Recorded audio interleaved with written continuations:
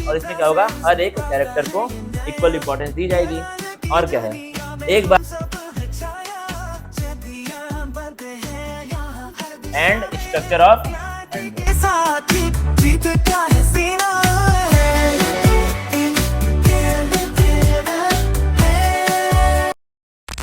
Mic की आवाज ठीक है, तो हम स्टार्ट करेंगे हमारा चैप्टर। उसका नाम क्या है, प्लांट। चैप्टर नंबर 3 है ना एनसीईआरटी का, वही जाने शुरू करने हैं। तो इसमें क्या बताएंगे हम लोग, अभी तक हमने किंगडम बहुत सारे पढ़ लिए हैं। कौन कौन से पढ़ लिए हैं, थोड़ा बताओ सोया, कौन कौन से किंगडम हम अभी तक पढ़ चुके हैं?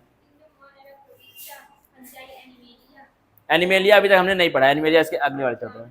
तो क्या हम 3 पढ़ चुके हैं और 2 बाकी हैं, वो 2 कहाँ पढ़ेंगे? उनके लिए क्या है, 2 अलग से चैप्टर बनाए गए हैं। बैठ जाइए। बनाए किसने चैप्टर 2 अलग से? एनसीईआरटी ने बनाए हैं, ठीक है, एनसीईआरटी की तो बुक है। देखें क्या होता है, शुरू से शुरू करेंगे। क्रोम है, इसको काट दो उसका, फिर ये वाला है प्लांट किंगडम। अब देखो इसका अगर तुम पहली लाइन पढ़ोगे, क्या है, इन द प्रीवियस चैप्टर। और एनसीईआरटी के हर एक अगर आप चैप्टर स्टार्ट करेंगे तो प्रीवियस चैप्टर की बात करेगा, ठीक है। इसलिए मैं बार बार बोलता हूं चैप्टर आप जंप नहीं कर सकते एनसीईआरटी में, ठीक है। हर एक चैप्टर क्या होता है, लिंक होता है अपने आप में। तो क्या है, पुराने चैप्टर्स में आप पढ़ चुके हैं, क्या पढ़ चुके हैं? We looked at the broad classification of living organism under the system proposed by Whittaker. तो क्या है, विटेकर ने लिविंग ऑर्गेनिजम्स की क्लासिफिकेशन दी थी। किसने? विटेकर ने, 1960, where in he suggested that 5 kingdom classification, Monera, Protista, Fungi, Animalia and Plantae. Animalia and Plantae. In this chapter, we will deal in detail with further classification within kingdom Plantae, popularly known as the plant kingdom. We must stress here that our understanding of the plant kingdom has changed over time. मतलब क्या है, plant के kingdom के बारे में जो हमको पहले आता था समझ, अब वो चीज क्या हो चुकी है, धीरे धीरे चेंज हो रही है हमारी थिंकिंग उसके बारे में। किसके बारे में? के बारे में। Fungi and members of Monera and Protista having cell walls have now been excluded from Plantae. अगर तुमको याद होगा पिछले चैप्टर में, ठीक है, पिछले की बात होगी अभी, कुछ मेंबर्स आपके मोनेरा के, प्रोटिस्टा के या फिर फंगी के, इनके कुछ मेंबर्स को जिनके पास क्या था, सेल वॉल प्रेजेंट था, इसी बेसिस पे इनको कहां डाल दिया था, किंगडम प्लांटी में डाल दिया। कहां पर डाल दिया था? किंगडम प्लांटी में। लेकिन अब उनको बाहर निकाला जा चुका है। एक्सक्लूड मतलब क्या होता है? निकालना बाहर। और देखना क्या लिखी है कहानी, और क्या लिखा है, 2 earlier classification placed them in the same kingdom. क्या था, पहले की जो क्लासिफिकेशन थी उन्होंने इन सबको कहां पे डाल दिया था, किंगडम प्लांटी में डाल दिया था। लेकिन अब क्या हो चुका है, इनको एक्सक्लूड कर चुके हैं, मतलब बाहर निकाल चुके हैं। So the cyanobacteria that are also referred to as blue green algae are not algae any more. मतलब क्या है, साइनोबैक्टीरिया जिसको हम लोग ब्लू ग्रीन एल्गी भी बोलते हैं, ब्लू ग्रीन एल्गी बोलते हैं, वो कोई एल्गी नहीं रहा। In this chapter we will describe algae, bryophytes, pteridophytes, gymnosperm and angiosperm. तो क्या है, किंगडम प्लांटी को भी 5 कैटेगरीज में डिवाइड किया गया। क्या क्या? एल्गी हो गया, bryophytes, pteridophytes, gymnosperm and angiosperm. अब हम देंगे क्लासिफिकेशन कैसे कैसे हुआ है और कितने टाइप्स का क्लासिफिकेशन है। Let us look at the classification with in angiosperm to understand some of the concerns that influenced the classification system. The earliest system of classification. अब नोट करना कितने टाइप का क्लासिफिकेशन होता है। यहां से क्या स्टार्ट हो रहा है हमारा, टाइप्स ऑफ क्लासिफिकेशन।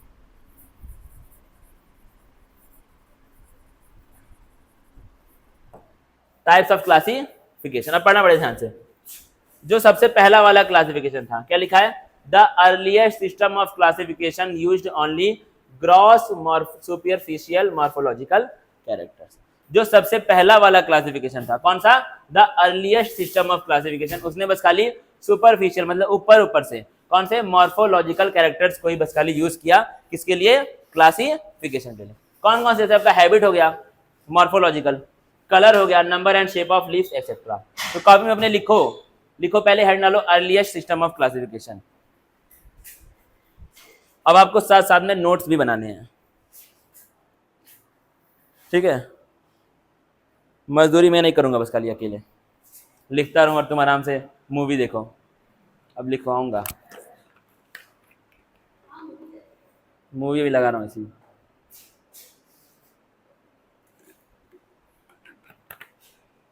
तारे जमी पर देखो, the earliest system of classification used only gross superficial morphological characters, used only gross superficial morphological characters.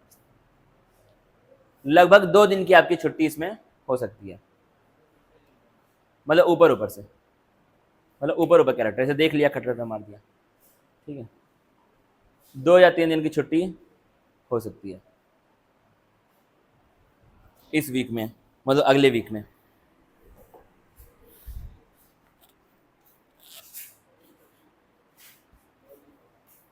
ठीक है? Used only gross superficial morphological characters. लिखो example habit, colour, number and shape of leaves. Habit, colour, number and shape of. अब तैयार रहो बनाने के लिए notes. Habit, colour, number and shape of leaves हो गया? बाहर बात कर लीजिए, ठीक है? अब देखना क्या है, नेक्स्ट वाला देखना। अब सेकंड आ गया, क्या लिखा है? They were based mainly on vegetative characters और ऑन द एंड्रोशियम स्ट्रक्चर। ठीक है? Such system were artificial system of classification. लिखो artificial system of classification, artificial system of classification. जी जी मैडम, तो निकालेंगे ना सर? बोलिए, बोल निकाल देंगे, ठीक है? इसमें आप क्या लिखें? It was based on vegetative characters और ऑन द एंड्रोशियम स्ट्रक्चर। ठीक है? तो जो आर्टिफिशियल वाला था वो वेजिटेटिव कैरेक्टर से बेस्ड था। वेजिटेटिव मतलब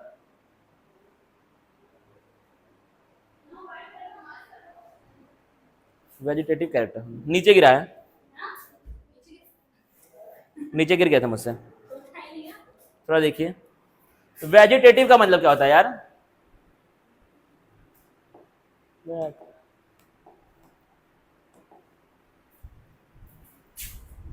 अच्छा, तुमने ये पढ़ा होगा, हमारे बॉडी में 2 तरह के सेल होते हैं ना, 2 तरह के सेल। एक होते हैं सोमैटिक सेल जो नॉर्मल बॉडी में रहते हैं, सोमैटिक या फिर नॉर्मल सेल जो रहते हैं बॉडी में, जो ग्रोथ में हेल्प करते हैं। किसमें हेल्प करते हैं? बॉडी के ग्रोथ वगैरह में इन्वॉल्व होते हैं। और एक होते हैं सेक्स सेल। एक क्या होते हैं? सेक्स सेल, जो किसमें हेल्प करते हैं? रिप्रोडक्शन में। वैसे प्लांट्स में भी क्या होते हैं? एक होते हैं वेजिटेटिव पार्ट्स और एक क्या होते हैं उसके? Sexual parts. ठीक है? तो सेक्सुअल पार्ट्स क्या होता है प्लांट का? अरे रिप्रोडक्शन कहाँ पे होता है प्लांट में यार? ये देखो, प्लांट में रिप्रोडक्शन कहाँ पे होता है ये नहीं पता है? फ्लावर में होता है ना भाई। फ्लावर में कहाँ होता है? एंड्रोशियम और गाइनोशियम, यही तो होता है। इन वाले पार्ट्स को अगर तुम छोड़ दोगे तो सारे पार्ट क्या बचेंगे? वेजिटेटिव पार्ट बचेंगे। तो क्या है? सेक्सुअल पार्ट्स को छोड़ करके जो पार्ट्स बचते हैं उनको हम लोग क्या कहते हैं? Vegetative parts. उनके क्या है यहाँ पर? कैरेक्टर्स हैं, उन्हीं को क्या बोला? Vegetative character. और साथ में और क्या? एंड्रोशियम का स्ट्रक्चर। और इसी सिस्टम को यूज किया था किसने? लीनियस ने। किसने? लीनियस भाई ने भी इसी को, लीनियस सर ने भी इसी को यूज किया था। ऑनलाइन चल रहा है भाई, वही बोलूँगा कहीं ऑफेंड हो गया कोई तो।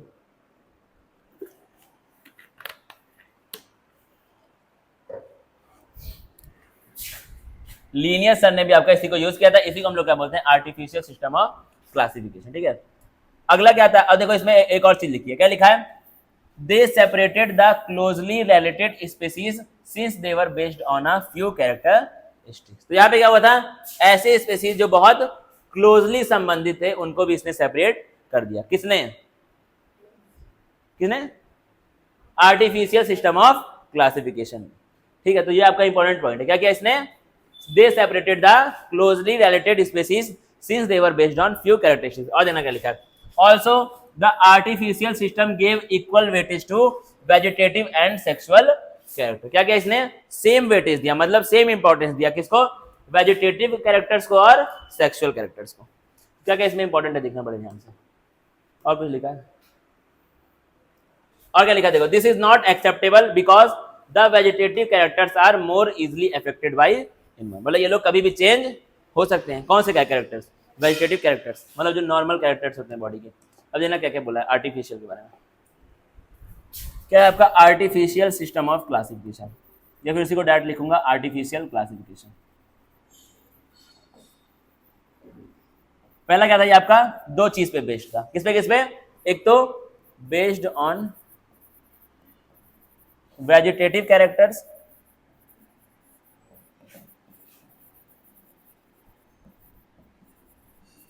And structure of androecium.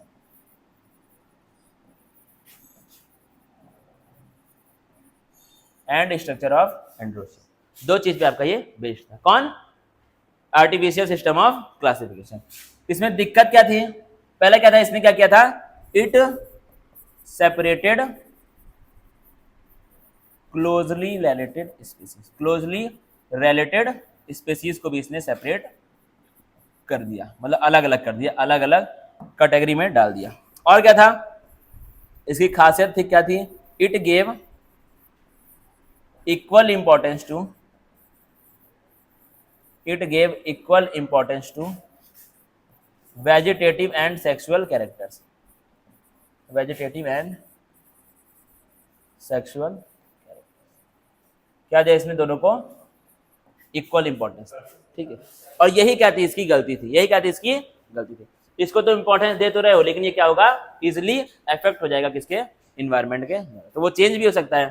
तो क्या है, इट वॉज अनएक्सेप्टेबल, ये क्या था आपका, अनएक्सेप्टेबल था। क्यों, because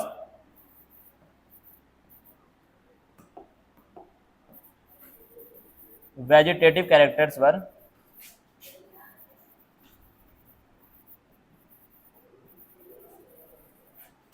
easily affected by environment।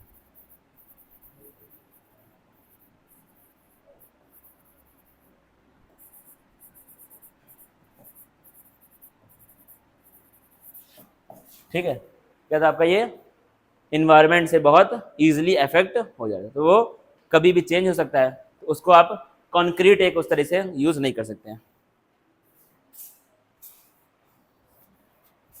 तो ये आपको चार लाइनें जो दी गई हैं वो इंपॉर्टेंट है आर्टिफिशियल सिस्टम ऑफ क्लासिफिकेशन के लिए।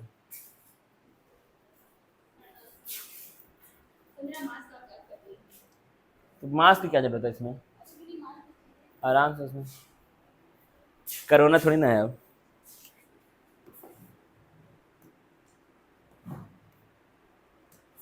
मास्क इसमें हो सकता होगा, इसके नीचे। अरे इसको ऐसे उठा के खोलो ना, ये क्या है, कहाँ बुरा हाल हुआ है, इसको आप पहन सकते हैं। इस कौन तोड़ दिया, तो फिर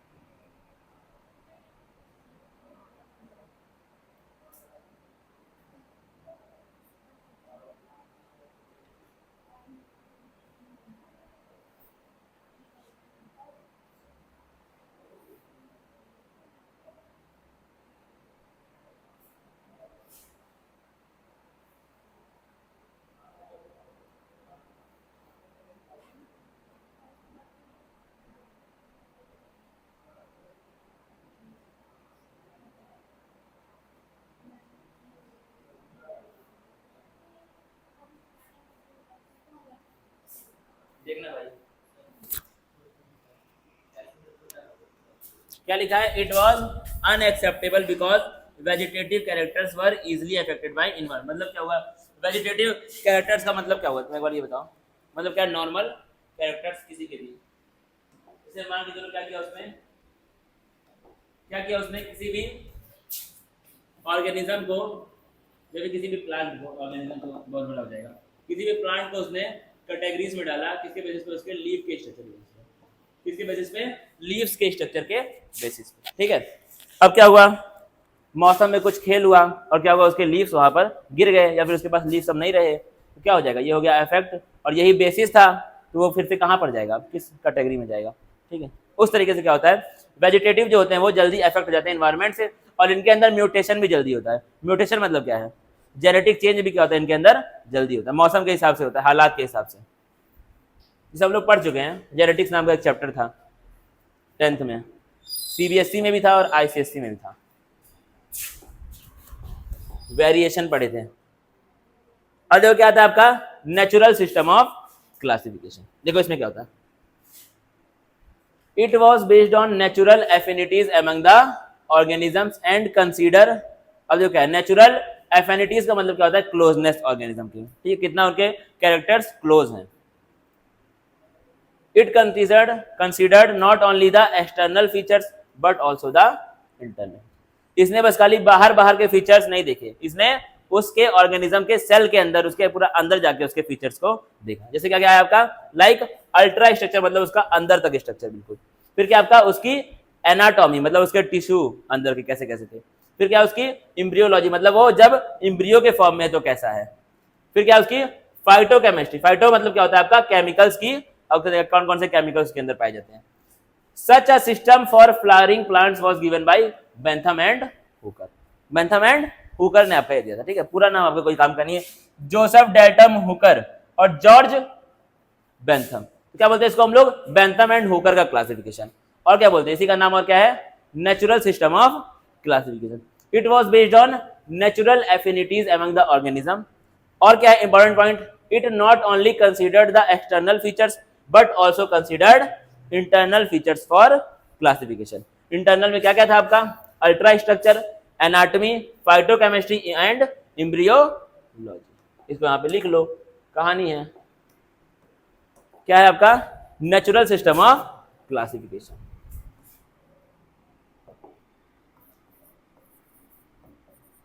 नेचुरल सिस्टम ऑफ क्लासिफिकेशन या फिर नेचुरल क्लासिफिकेशन बोल सकते हैं, नेचुरल सिस्टम ऑफ क्लासिफिकेशन, ठीक है।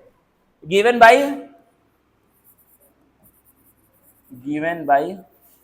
Bentham and Hooker, George Bentham, और क्या था आपका, जोसेफ डेल्टन हुकर, ठीक है।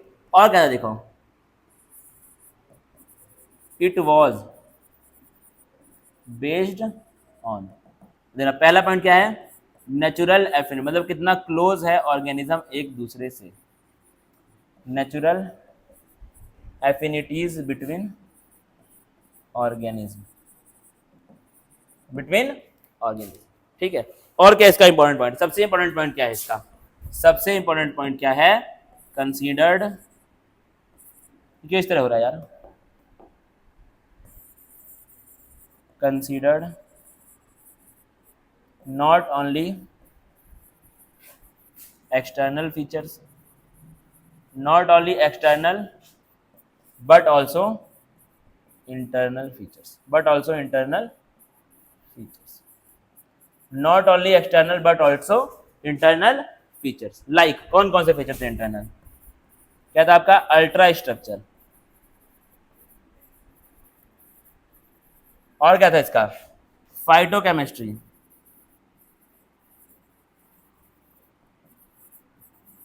और क्या था, एम्ब्रियोलॉजी,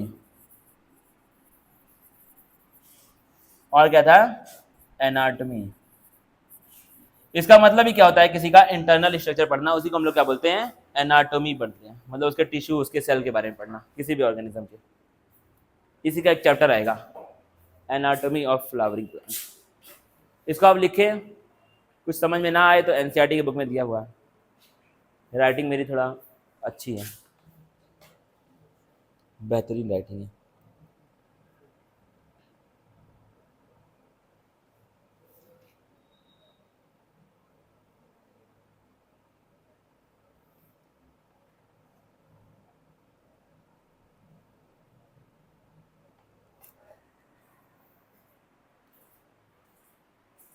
छोटा सा चैप्टर है ये, जिसको कि हम खत्म कर सकते हैं, क्योंकि इसमें फिगर बहुत सारे हैं चैप्टर में, इसलिए बड़ा फील होता है।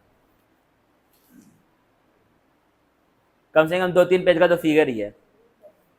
ये तो मैंने वो लिखा कहाँ पर, ultra structure natural affinities between organ, ये है बिटवीन, इसको हम पढ़ते हैं इस यहाँ पर, considered not only external but also internal, ये तो पढ़ते हो ना, not only but also English में।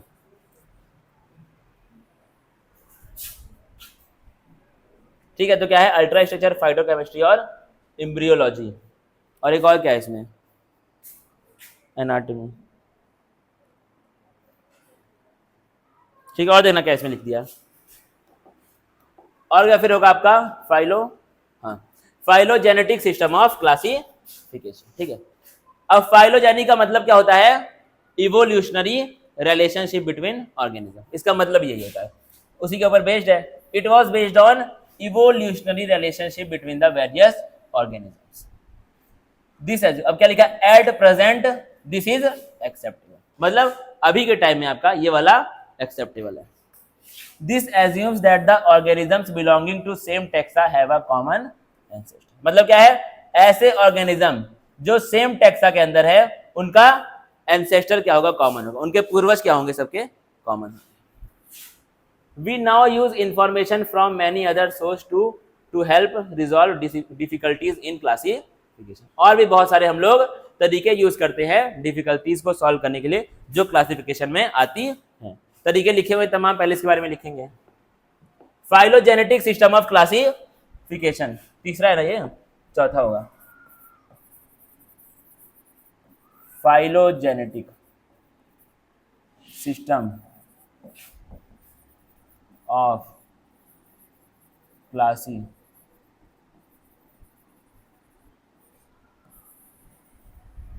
क्लासिफिकेशन। ठीक है, देखना पहला क्या है, based on evolutionary relationship between organism, relationship between organism. और क्या है, इस सिस्टम का एक मानना था, क्या मानना था, इसकी एक मान्यता थी, क्या थी, organisms belonging to same taxa, organisms belonging to same taxa, organisms belonging to same taxa, they have common ancestor, they have common ancestor, मतलब क्या है, अगर आप सेम टेक्सा के हैं तो आपके एंसेस्टर क्या होंगे, कॉमन होंगे। तो सारे जानवरों का एक कॉमन एंसेस्टर होगा, सब जानवर के पूर्वज सेम है, कुत्ते के और इंसानों के पूर्वज भी क्या है, कहीं ना कहीं सेम ही है।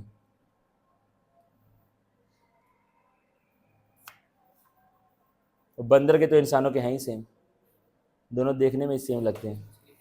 हाँ, मछली के भी पहले जो पूर्वज थे, सबसे पहले जो लाइफ थी वो कहाँ पे मिली थी, पानी में ही मिली थी, यानी कि सब लोग पानी से ही आए कहीं ना कहीं, अगर हम साइंस की बात माने तो।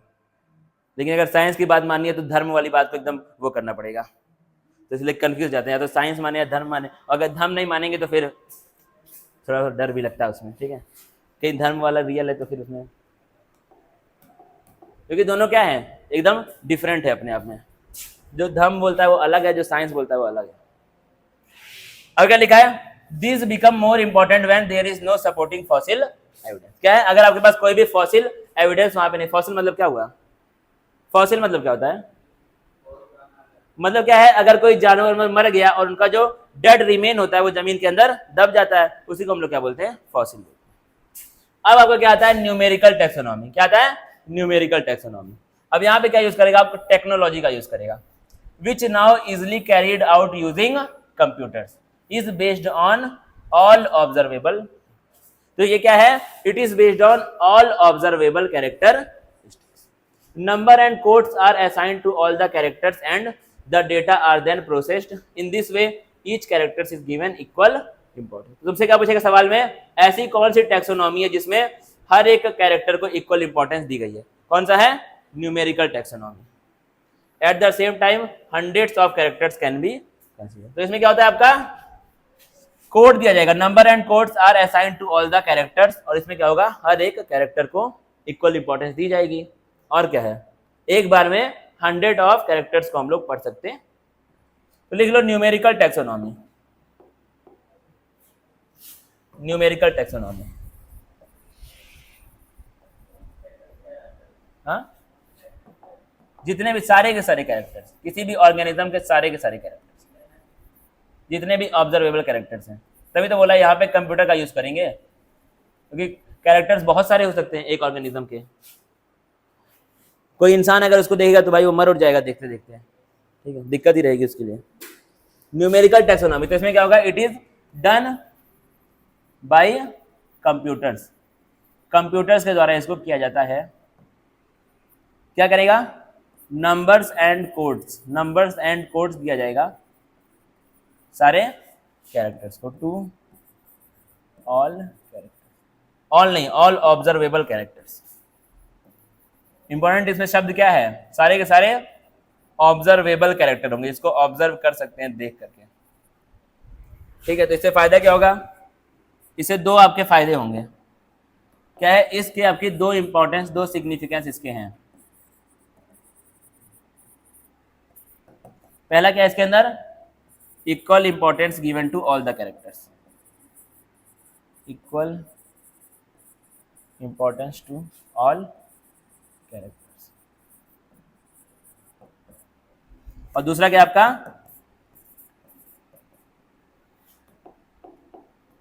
Hundreds of characters can be studied, hundreds of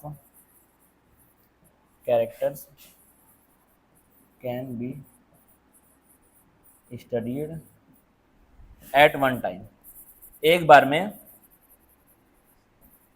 बहुत सारे कैरेक्टर्स को हम लोग पढ़ सकते हैं, किसमें, न्यूमेरिकल टैक्सोनॉमी में।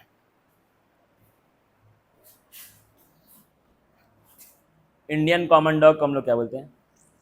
ये होमवर्क दिया था ना भाई, तुम किए ही नहीं। किसका बुक है ये, कहानी लिखी ऐसे करके, अच्छा लिखे हो क्या? ये क्या काइटिन का फॉर्मूला कौन बताया था, ये स्कूल में? अच्छा खुद से पढ़ते थे क्या?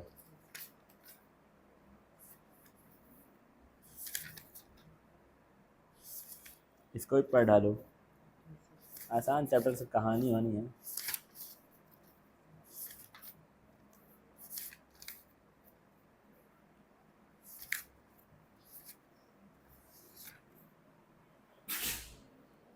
क्या तुमने ये लिख लिया सबने? आगे बढ़ेंगे, और क्या क्लासिफिकेशन सब चल रहा है, इंपॉर्टेंट बहुत है लेकिन ये सब, ठीक है, इसके ऊपर सवाल आते हैं। अब क्या आपका साइटोटैक्सोनॉमी। साइटो का मतलब क्या होता है, सेल होता है। क्या होता है, सेल होता है, यानी कि यहां पे सेल की बात करेगा। किसकी बात करेगा, बोर मत हो। साइटोटैक्सोनॉमी क्या होता है, it is based on cytological information. कौन सी, साइटोलॉजिकल मतलब सेल की इंफॉर्मेशन। लाइक अब सेल के अंदर क्या होता है, क्रोमोसोम होता है, उसका नंबर होगा, chromosome number, structure and behaviour. क्या करेगा ये बेस्ड है किसके ऊपर, क्रोमोसोम नंबर के ऊपर, क्रोमोसोम स्ट्रक्चर के ऊपर और क्रोमोसोम के बिहेवियर के, ठीक है। अगला क्या था तुम्हारा, कीमोटैक्सोनॉमी। कीमो मतलब क्या होता है, केमिकल। क्या होता है, chemical. It is based on chemical constituents of the plant to resolve confusion and are also used by taxonomist these days. Taxonomist मतलब क्या होता है, मतलब ऐसे साइंटिस्ट जो टैक्सोनॉमी काम करते हैं, ऐसे बॉटनिस्ट जो टैक्सोनॉमी पे काम करते हैं। अब क्या पढ़ेंगे, एल्गी पढ़ेंगे, ठीक है, इसको लिख लेना खुद से। क्या पढ़ेंगे, एल्गी के बारे में पढ़ेंगे। अब आगे क्या क्या आ गया, पहली कैटेगरी आ गई प्लांट किंगडम में। पढ़ना देना क्या लिखा है, algae are chlorophyll bearing simple thalloid. Thalloid मतलब, देखो थैलॉइड मतलब क्या होता है, थैलॉइड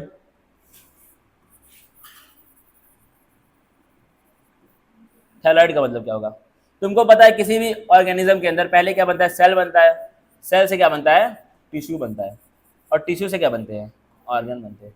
आगे अपना कार्यक्रम चलता रहेगा, ऑर्गन सिस्टम और ऑर्गेनिज्म।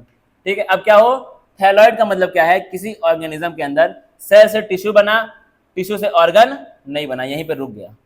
ठीक है, तो उनकी बॉडी कैसी रहेगी, टिश्यू से बनी हुई रहेगी। ठीक है, और उसी बॉडी को हम लोग क्या बोलते हैं, थैलॉइड बोलते हैं। क्या बोलते हैं, थैलॉइड। जब क्या है, किसी ऑर्गेनिज्म में टिश्यू से ऑर्गन नहीं बना है, टिश्यू तक ही उसकी क्लासिफिकेशन जो भी हो रहा था, उसका इवोल्यूशन वहीं पर रुक गया, तो उसकी बॉडी क्या है, टिश्यू से बनी हुई है, उसी को हम लोग क्या बोलते हैं, थैलॉइड बोलते हैं।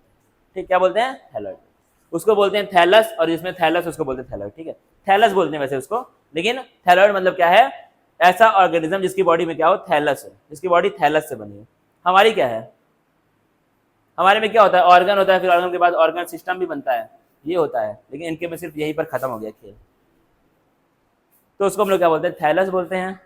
और जिसके पास थैलस हो उस ऑर्गेनिज्म को हम लोग क्या बोलते हैं, थैलॉइड बोलते हैं। देखना फिर क्या लिखा, ये लोग क्या होते हैं, आपके ऑटोट्रॉफिक होते हैं। क्या होते हैं, ऑटोट्रॉफिक, मतलब अपना खाना खुद से बना सकते हैं। एंड लार्जली एक्वेटिक, कहाँ पे मिलेंगे ये, आपका पानी में मिलेंगे। अब पानी आपका फ्रेश भी हो सकता है और मराइन भी हो सकता है। They occur in a variety of other habitats, और भी बहुत सारे हैबिटेट में ये लोग मिलते हैं। मॉइस्ट स्टोन पे, मॉइस्ट मतलब गीले नम स्टोन पे, सॉइल में मिल सकते हैं, वुड में मिल सकते हैं। Some of them also occur in association with fungi, उसको हम लोग क्या बोलते हैं, लाइकेन, पता ही होगा, पढ़ाया है। और एनिमल्स में भी ये लोग आपके मिलते हैं। ऑन स्लॉथ, स्लॉथ बियर क्या होता है, बियर का एक टाइप है। ठीक है, थोड़ा से देखने में बड़ा अच्छा लगता है। ठीक है, ठीक है। The form and size of algae is highly variable. क्या होता है इसका फॉर्म और साइज, फॉर्म मतलब क्या है, किस टाइप का होगा, और साइज मतलब क्या है, साइज क्या होता है, बहुत ज्यादा वेरिएबल होता है। Ranging from colonial forms like Volvox and filamentous forms like Ulothrix and Spirogyra. अब अगर तुमको देखना है कॉलोनियल क्या होता है, जैसे जाओ अगले पेज पे, ऐसे जाते रहो जाते रहो जाते रहो जाते रहो। वॉल्वॉक्स का यहाँ पे डायग्राम दिया हुआ है, ऊपर जाओ, ए का फर्स्ट पिट, कॉलोनियल आपका इस तरह से क्या रहेगा, कॉलोनी बना के रहेंगे, मतलब एक सारे बहुत साथ में रहेंगे, एक सारे क्या बोल रहा हूँ, बहुत सारे एक साथ में रहेंगे। हेलो, हाँ बताओ।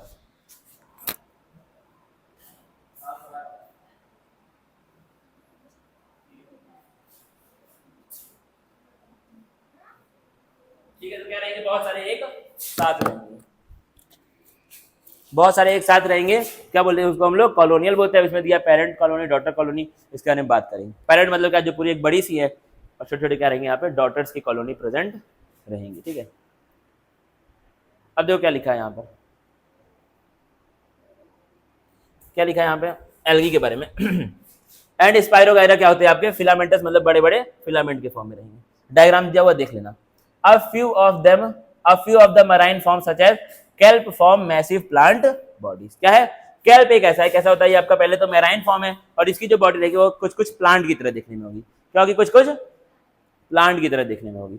अब क्या लिखा है देखो, ज्ञान है सब पुराने चैप्टर का। The algae reproduce by vegetative asexual and sexual method. Reproduction के 3 मेथड हमने पढ़े थे पिछले चैप्टर में। क्या पढ़े थे, एक होता है वेजिटेटिव, एक होता है एसेक्सुअल, और एक क्या होता है, सेक्सुअल। वही सब चल रहा है। वेजिटेटिव रिप्रोडक्शन इनमें कैसे होगा, फ्रेगमेंटेशन के द्वारा होगा। इसको अंडरलाइन करते जाओ भाई, ये सब इंपॉर्टेंट है। वेजिटेटिव कैसे होगा आपका, फ्रेगमेंटेशन के द्वारा होगा। किसमें, एल्गी में। फिर क्या लिखा है, each fragment develops into a thallus. तो क्या है, हर एक फ्रेगमेंट जो बनेगा, जैसे मान के चलो एक बड़ी सी एल्गी है, क्या करेगी वो फ्रेगमेंट्स में टूट जाएगी, और हर एक फ्रेगमेंट क्या करेगा, एक नया बॉडी बना लेगा। और एल्गी की बॉडी को हम लोग क्या बोलते हैं, थैलस बोलते हैं। थैलस मतलब मैंने बता दिया ऑलरेडी। फिर क्या लिखा है, asexual reproduction is by the production of 2 different types of spores, the most common being to zoospore. तो एसेक्सुअल रिप्रोडक्शन में क्या होता है आपका, जू स्पोर बनते हैं, और जू स्पोर्स के अंदर क्या होगा, जर्मिनेशन होगा, और उससे क्या बन जाएगा, नया प्लांट बॉडी आपकी बन जाए। ठीक है, तो क्या है, जो एसेक्सुअल रिप्रोडक्शन इनके अंदर होगा उसमें क्या बनेंगे, जू स्पोर्स बनेंगे। क्या बनेंगे, जू स्पोर्स बनेंगे इस तरीके से। और जू स्पोर्स के अंदर क्या होगा, ग्रोथ होगा, उसी को हम लोग क्या बोलते हैं, जर्मिनेशन होगा, और उससे क्या बन जाएगी आपकी नई प्लांट बॉडी जो भी बननी होगी वो बन जाएगी। ठीक है, सिंपल बात ये है। अगर पिछला वाला चैप्टर आपने पढ़ा है तो ये चीज आपको समझ में आ रही होगी, अगर नहीं पढ़ा है थोड़ा सा कष्ट रहेगा। फिर क्या आता है तुम्हारा सेक्सुअल रिप्रोडक्शन, क्या आता है, सेक्सुअल रिप्रोडक्शन। कैसे होता है? ये आपका फ्यूजन के द्वारा होता है दो गैमेट के, ये तो हमको पता है। अगर सेक्सुअल हो रहा है तो क्या हो रहा है? क्या फ्रेगमेंटेशन का मतलब होता है बड़ी सी प्लांट की बॉडी है एल्गी की, वो क्या करेगी छोटे छोटे फ्रेगमेंट्स में टूट जाएगी। जैसे मान चलो ये एक फ्रेगमेंट हो गया, ये एक हो गया, ऐसे फ्रेगमेंट्स में टूट जाएगी और हर एक फ्रेगमेंट एक नया प्लांट बॉडी बना, उसको हम लोग क्या बोलते हैं? फ्रेगमेंटेशन बोलते हैं। फिर क्या देखना पड़े ध्यान से, अब क्या है जो सेक्सुअल होगा इनके अंदर वो कैसे होगा? गैमेट के फ्यूजन से होगा। ऐसा हर जगह होता है सेक्सुअल रिप्रोडक्शन। अब देखना पड़े ध्यान से, ये जो गैमेट्स हैं ये आपके बहुत सारे टाइप के हो सकते हैं। पहला क्या है? गैमेट्स आपके फ्लैजिलेटेड हो सकते हैं, मतलब क्या इनके अंदर फ्लैजिला प्रेजेंट होगा। इसे मान चलो ये गैमेट है, इसके अंदर क्या होगा? ऐसे एक फ्लैजिला प्रेजेंट होगा। फ्लैजिला का काम क्या होता है? मूवमेंट में हेल्प करता है, ठीक है। मान के चलो उसका पैर है एक तरह से। और क्या होंगे? ये आपके सिमिलर साइज के होंगे। गैमेट्स क्या हो सकते हैं? एक तो फ्लैजिलेटेड एंड सिमिलर हो सकते हैं साइज के। कहां पर होता है? ये आपका यूलोथ्रिक्स में होता है। या फिर आपके नॉन फ्लैजिलेटेड हो सकते हैं, उसका मतलब क्या हो जाएगा? Non motile. मोटाइल का मतलब क्या होता है? Movement, but similar in size. कहां पे होता है आपका? स्पाइरो। तो दो टाइप के तुमको गैमेट यहां पे मिल गए। एक क्या? Flagellated and similar in size, कहां पे होता है? यूलोथ्रिक्स में। और क्या है? नॉन फ्लैजिलेटेड लेकिन सिमिलर इन साइज, कहां पे होता है? स्पाइरोगाइरम। इस तरह के रिप्रोडक्शन को हम लोग क्या बोलते हैं? Isogamous. Fusion of two gametes dissimilar in size as in the species of Eudorina. कहां बताइए? आपका यूडोरिना में। इसको हम लोग क्या बोलते हैं? एनाइसोगैमस। कब बोलते हैं? जब क्या हो? आपके गैमेट्स साइज में सिमिलर ना हो। फिर क्या है? Fusion between one large non motile female gamete and a smaller motile gamete, उसको हम लोग क्या बोलते हैं? oogamous। क्या बोलते हैं? oogamous। तो तीन टाइप का हो सकता है, एक क्या? आइसोगैमस, एक क्या? एनाइसोगैमस, और एक क्या? oogamous। ये तीन टाइप का आपका रिप्रोडक्शन फंजाई में, सॉरी एल्गी में हो सकता है, ठीक है। कौन कौन सा? आइसोगैमस। देखना ध्यान से,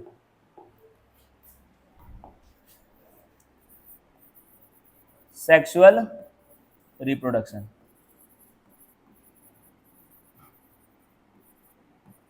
ठीक है। किसमें देखना है आपको? एल्गी में देखना है। तीन टाइप का आपका गैमेट का मूवमेंट या फिर गैमेट्स आपके हो सकते हैं। पहला क्या है आपका? आइसोगैमस।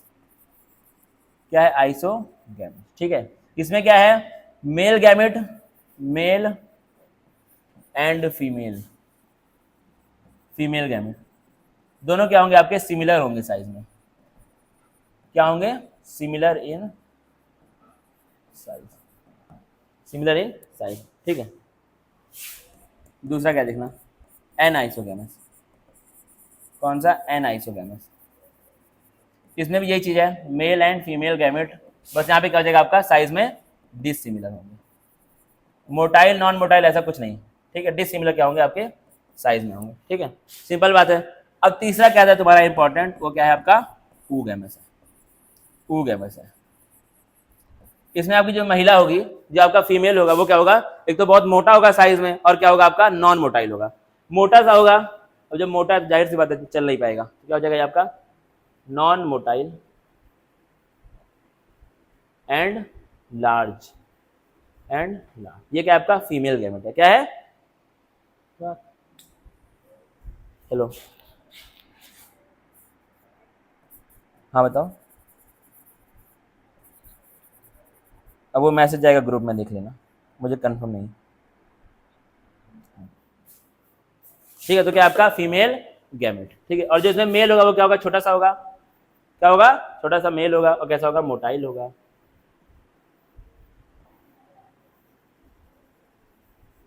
ठीक है। मोटाइल एंड सिंपल बात है, उसको हम लोग क्या बोलते हैं? oogamous बोलते हैं। ये क्या है? एनाइसोगैमस। और ये क्या है? आइसोगैमस, ठीक है।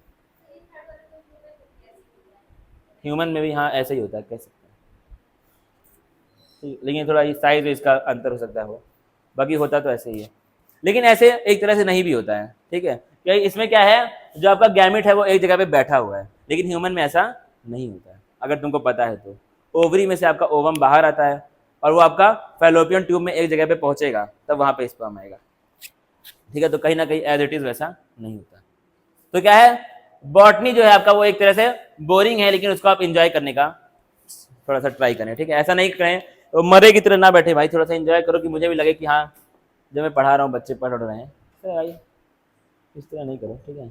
इसी बात पे हम लोग कल मिलेंगे इसके आगे, क्योंकि मुझे लगता है कि समय हो जाना चाहिए, अब तक वह होता ही नहीं है। अब देखना आगे देखेंगे थोड़ा सा और।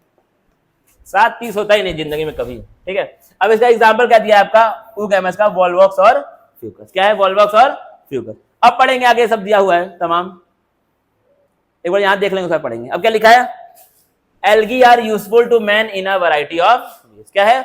बहुत सारे तरीके से एल्गी क्या हमारे लिए कामगर है, यूजफुल है। एटलीस्ट अ हाफ, अब देखना इंपॉर्टेंट एकदम, सबसे important point, at least a half of the total carbon dioxide fixation on the earth is carried out by the algae through photo, मतलब क्या है?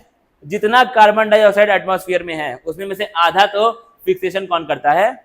एल्गी करता है। कैसे? फोटोसिंथेसिस। CO2 से अपना क्या बनाएगा? खाना बनाएगा, तो वही क्या हो जाएगा? फिक्सेशन हो जाएगा CO2 का। Being photosynthetic they increase the level of dissolved oxygen in the enviro. जाहिर सी बात है, जब क्या होगा? फोटोसिंथेसिस होगा तो उसमें से ऑक्सीजन भी बाहर आएगा। फिर क्या आपका? They are of paramount importance as primary producers of energy rich compounds which form the basis of food cycles of the all the aquatic. तो क्या इनके अंदर प्रोटीन भी बहुत ज्यादा अमाउंट में होता। फिर क्या इसके अंदर? Many species of Porphyra, Laminaria and Sargassum are among the 70 species of marine algae used as food. मतलब क्या ये तीनों जो एल्गी हैं इनके स्पेसीज क्या होते हैं? आपके फूड के रूप में यूज होते हैं। कहां पर? मैराइन एल्गी के रूप में। कैसे होते हैं ये लोग यूज? फूड के रूप में, खाने के रूप में। फिर क्या आपका? Certain marine brown and red algae produce large amount of hydrocolloids. क्या है? हाइड्रोकोलोइड, जिसको क्या, उसका मतलब क्या आपका? Water holding substance. एग्जाम्पल आपका क्या? Algin brown algae and carrageen red algae. Algin और केराजीन ये दोनों आपके यूज होते हैं किस लिए? वाटर होल्डिंग सब्सटेंस के रूप में। कहां पर? कॉमर्शियली ये लोग आपको यूज होते हैं, पानी को होल्ड करने के लिए, पानी को होल्ड करने। फिर आपका आता है क्या? Agar agar. One of the commercial products obtained from Gelidium and Gracilaria are used to grow microbes and in preparation of ice cream and jelly. Ice cream और जेली बनाने के लिए होता है कौन सा? अगार अगार। ये कैसे बनता है? जेलिडियम और ग्रासिलेरिया नाम के एल्गी से।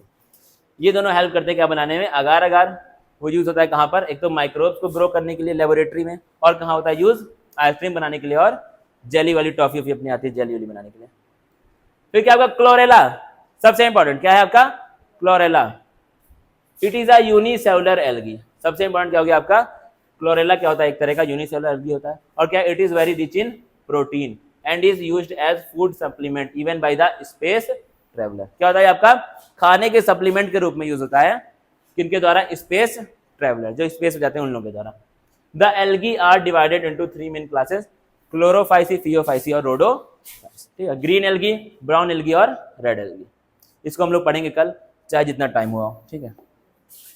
ग्रीन, ब्राउन और रेड एल्गी। इसी बात पे बोलेंगे थैंक यू। सभी लोग जा सकते हैं घर। किसी को डाउट हो तो रुक भी सकता है, मतलब। और इसको बंद करूंगा, पहले आई सी यू अगेन बोल दूं। थोड़ा ये डोर बंद कर भाई, मच्छर उच्छर आ रहे हैं इतने ज्यादा।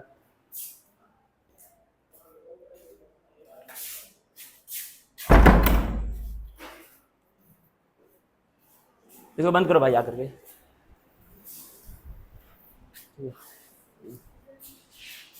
Thank you guys.